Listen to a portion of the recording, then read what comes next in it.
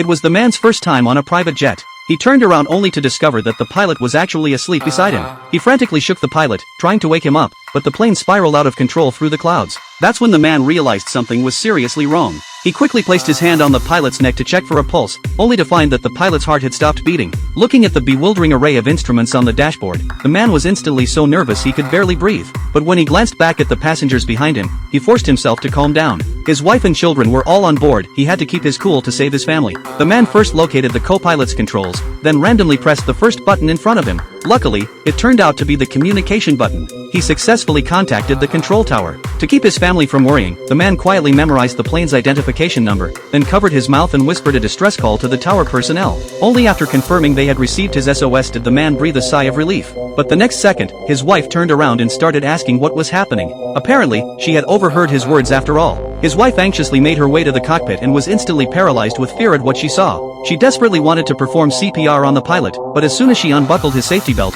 the body slumped forward uncontrollably. The controls shifted, and the plane immediately went into an uncontrolled dive. In the critical moment, the man quickly grabbed the co-pilot's controls. Working together with his wife, they first straightened the pilot's body, then pulled the plane back up into the sky. Fortunately, the man had accidentally activated the plane's autopilot function. But none of them knew how to fly a plane. Getting it safely back on the ground had become their biggest challenge. The man first directed his older daughter and wife to move the pilot's body to the back seats. Then he had his wife take the pilot's seat and contacted the control tower again. But the tower personnel brought bad news. The recent dive had thrown the plane off its original flight path. Combined with the autopilot, the aircraft had now climbed to 30,000 feet. If it continued ascending, his entire family would die from oxygen deprivation. The man looked over at his wife's desperate expression. Quietly, he made a momentous decision in his heart.